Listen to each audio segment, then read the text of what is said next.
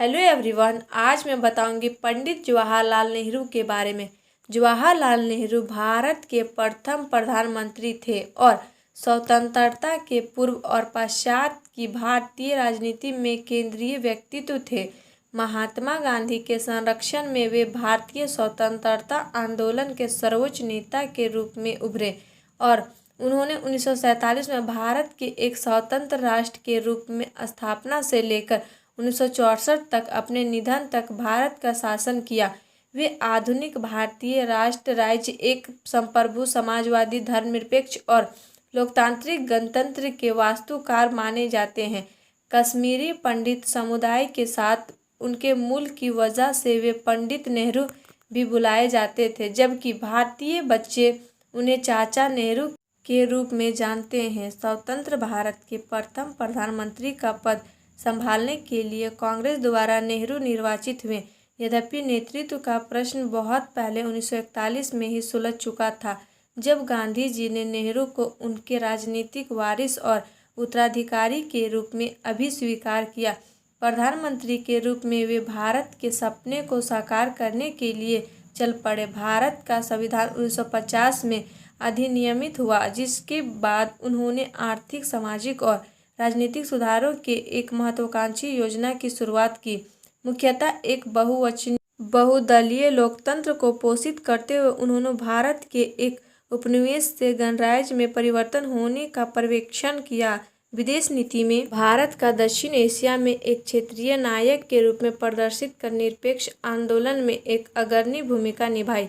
नेहरू के नेतृत्व में कांग्रेस राष्ट्रीय और राज्य स्तरीय चुनाव में प्रभुत्व दिखाते हुए और 1951 से 1957 और 1962 के लगातार चुनाव जीतते हुए एक सर्वग्राही पार्टी के रूप में उभरी। उनके अंतिम वर्षों में राजनीतिक संकटों और 1962 के चीनी भारत युद्ध में उनके नेतृत्व की असफलता के बाद भी वे भारत में लोगों के बीच लोकप्रिय बने रहे। भारत में उनका जन्मदिन बाल दिवस के रूप में मनाया जाता है। जीवन: जवाहरलाल नेहरू का जन्म 14 नवंबर 1889 को ब्रिटिश भारत में इलाहाबाद में हुआ। उनके पिता मोतीलाल नेहरू एक धनी बैरिस्टर जो कश्मीरी पंडित थे।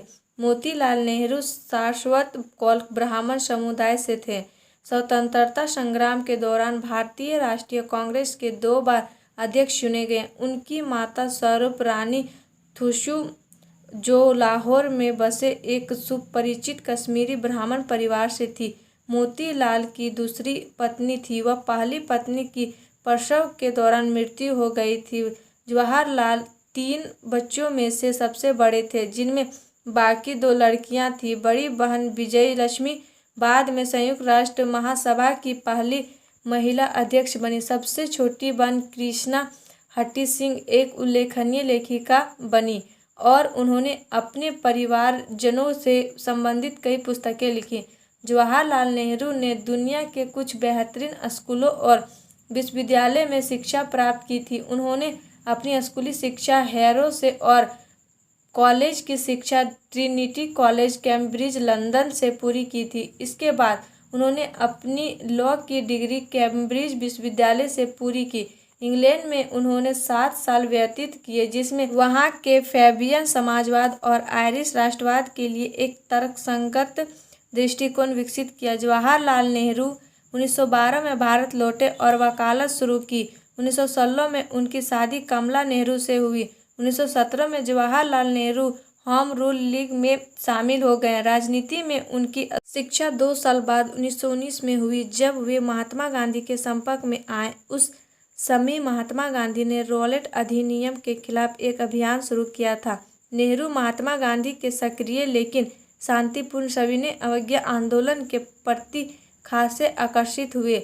नेहरू ने महात्मा गांधी के उपदेशों के अनुसार अपने परिवार को भी ढाल लिया। जवाहरलाल नेहरू और मोतीलाल नेहरू ने पश्चिमी कपड़ों और महंगी संपत्ति का त्याग कर दिया। वे अब एक खादी कुर्ता और गांधी टोपी पहनने लगे। जवाहरलाल नेहरू ने 1920 से 22 में असहयोग आंदोलन में सक्रिय हिस्सा लिया और इस दौरान पहली बार गिरफ्तार किए गए। कुछ महीनों के बाद उन्हें रिहा कर दिया गया। जवाहरलाल नेहरू 1924 में इलाहाबाद नगर निगम के अध्यक्ष चुने गए और उन्होंने शहर के मुख्य कार्यकारी अधिकारी के रूप में 2 वर्ष तक सेवा की। 1926 में उन्होंने ब्रिटिश अधिकारियों से सहयोग की कमी का हवाला देकर त्यागपत्र दे दिया। 1926 से 1928 तक जवाहरलाल नेहरू ने अखिल भारतीय कांग्रेस समिति के महासचिव के रूप में सेवा की। 1928 से 29 में कांग्रेस के वार्षिक सत्र का आयोजन मोतीलाल नेहरू की अध्यक्षता में किया गया। उस सत्र में जवाहरलाल नेहरू और सुभाष चंद्र बोस ने पूरी राजनीतिक स्वतंत्रता की मांग का समर्थन किया, जबकि मोतीलाल नेहरू और अन्य नेताओं ने ब्रिटिश साम्राज्य के भीतर ही प्रभुत्व संपन्न राज्य का दर्जा पाने की मांग का समर्थन किया। मुद्दे को हल करने के लिए गांधी ने बीच का रास्ता निकाला और कहा कि ब्रिटेन को भारत के राज्य का दर्जा देने के लिए 2 साल का समय दिया जाएगा और यदि ऐसा नहीं हुआ तो कांग्रेस पूर्ण राजनीतिक स्वतंत्रता के लिए एक राष्ट्रीय संघर्ष शुरू करेगी। नेहरू और बोस ने मांग की कि इस साल को कम करके 1 साल कर दिया जाए। ब्रिटिश सरकार ने इसका कोई जवाब नहीं दिया। दिसंबर 1929 में कांग्रेस का वार्षिक अधिवेशन लाहौर में आयोजित किया गया, जिसमें जवाहरलाल नेहरू कांग्रेस पार्टी के अध्यक्ष चुने गए। इसी सत्र के दौरान एक प्रस्ताव भी पारित किया गया जिसमें पूर्ण स्वराज की मांग की गई। 26 जनवरी 1930 को लाहौर में जवाहरलाल नेहरू ने स्वतंत्र भारत का झंडा फहराया। गांधी जी ने भी 1930 में सविनय अवज्ञा आंदोलन को आह्वान किया। आंदोलन खास सफल रहा और इसने ब्रिटिश सरकार को प्रमुख राजनीतिक सुधारों की आवश्यकता को स्वीकार करने के लिए विवश कर दिया। जब ब्रिटिश सरकार ने भारत अधिनियम 1935 प्रख्यापित किया, तब कांग्रेस पार्टी ने चुनाव लड़ने का फैसला किया। नेहरू चुनाव के बाहर रहे, लेकिन जोरों के साथ पार्टी के लिए राष्ट्रव्यापी अभियान चलाया। कांग्रेस ने लगभग हर प्रांत में सरकारों का गठन किया और केंद्रीय असेंबली में सबसे ज़्यादा सीटों पर जीत हासिल की।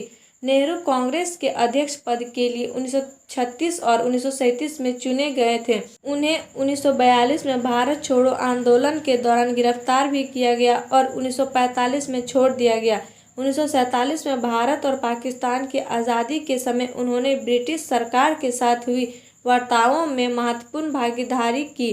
भारत के प्रथम प्रधानमंत्री। सन 1947 में भारत को आज़ादी मिलने पर जब भावी प्रधानमंत्री के लिए कांग्रेस में मतदान हुआ तो सरदार पटेल को सर्वाधिक मत मिले। उसके बाद सर्वाधिक मत आश्चर्य कृपलानी को मिले थे, किंतु गांधी जी के कहने पर सरदार पटेल और आश्चर्य कृपलानी ने अपना नाम वापस ले लिया और जवाहरलाल नेहरू को प्रधानमंत्री बनाया गया।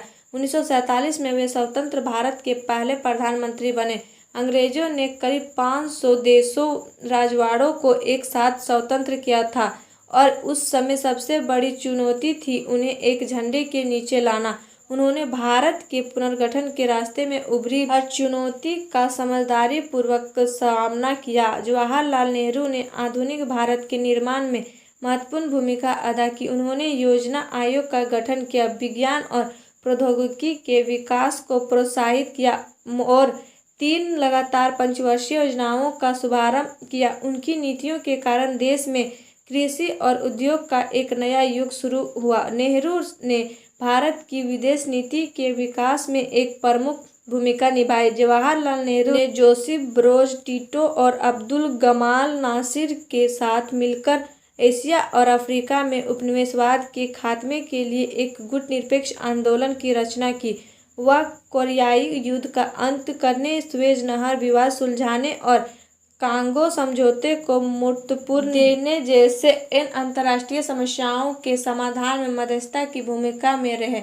पश्चिम बर्लिन, ऑस्ट्रिया और लाओस के जैसे कई अन्य विस्फोटक मुद्दों के समाधान में पर्दे के पीछे रहकर भी उनका महत्वपूर्ण योगदान रहा। उन्हें वर्ष 1955 में भारत रत्न से सम्मानित किया गया, लेकिन नेहरू पाकिस्तान और चीन के साथ भारत के संबंधों में सुधार नहीं कर पाए। पाकिस्तान के साथ एक समझौते तक पहुंचने में कश्मीर मुद्दा और चीन के साथ मित्रता में सीमा विवाद रास्ते पर पत्थर साबित हुए। नेहरू ने चीन की तरफ मित्रता का हाथ भी बढ़ाया, लेकिन 1962 में चीन ने धोखे से आक्रमण कर दिया। नेहरू के लिए यह एक बड़ा झटका था और शायद उनकी मौत भी इसी कारण हुई। 27 मई 1964 को जवाहरलाल नेहरू को दिल का दौरा पड़ा, जिसमें उनकी मृत्यु हो गई। लेखन कार्य एवं प्रकाशन। समस्त राजनीतिक विवादों से दूर नेहरू निसंदेह एक उत्तम लेखक थे। राजनीतिक क्षेत्र में लोकमान्य तिलक के बाद जमकर लिखने वाले नेताओं में वे अलग से पहचान जाते हैं। दोनों के क्षेत्र अलग है, परंतु दोनों के लेखन में सुसंबद्धता पर्याप्त मात्रा में विद्यमान है। नेहरू जी स्वभाव से ही स्वाध्यायी थे। उन्होंने महान ग्रंथों का अध्ययन किया था। सभी राजनीतिक उत्तेजनाओं के बावजूद के स्वाध्याय के लिए रोज ही समय निकाल लिया करते थे। परिणाम स्वरूप उनके द्वारा रचित पुस्तकें भी एक अध्ययन पुष्ट व्यक्ति की रचना होने की साजिश कराती है। नेहरू जी ने व्यवस्थित रूप से अनेक पुस्तकों की रचना की है।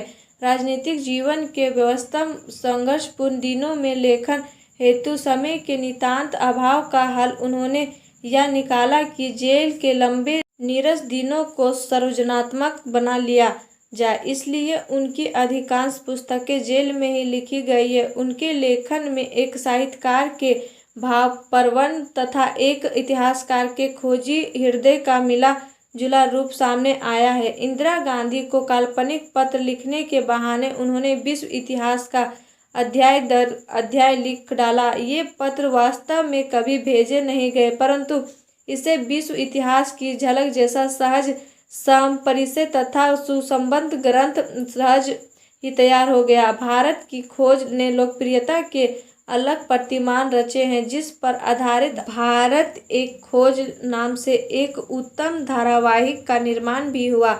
उनकी आत्मकथा मेरी कहानी एन ऑटोबायोग्राफी के बारे में सुप्रसिद्ध मनीषी सर्वपल्ली राधाकृष्णन का मानना है कि उनकी आत्मकथा, जिसमें आत्मकरुणा या नैतिक श्रेष्ठता को जरा भी प्रमाणित करने की चेष्टा किए बिना उनके जीवन और संघर्ष की कहानी वर्णित की गई है, जो हमारे युग की सबसे अधिक उल्लेखनीय पुस्तकों में से एक है।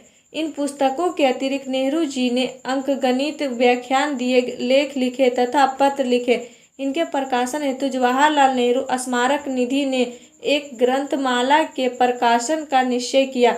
इसमें सरकारी चिट्ठियों, विज्ञप्तियों आदि को छोड़कर अस्थायी महत्व की सामग्रियों को चुनकर प्रकाशित की। जवाहरलाल नेहरू वाङ्मय नामक इस ग्रंथमाला का प्रकाशन अंग्रेजों में 15 खंडों में हुआ तथा हिंदी में रास्ता साहित्य मंडल ने इसे 11 खंड में प्रकाशित किया गया है। प्रकाशित पुस्तकें: पिता के पत्र पुत्री के नाम 1929 में, विश्व इतिहास की झलक ग्लिम्प्सेस ऑफ वर्ल्ड हिस्ट्री 2 खंडों में 1933 में, मेरी कहानी एन ऑटोबायोग्राफी 1936, भारत की खोज हिंदुस्तान की कहानी 1945, 5वां है राजनीति से दूर इतिहास के महापुरुष राष्ट्रपिता जवाहरलाल नेहरू वाङ्मय 11 खंडों में। और आप लोग को वीडियो अच्छी लगी तो please like and subscribe my YouTube channel and share जरूर करें।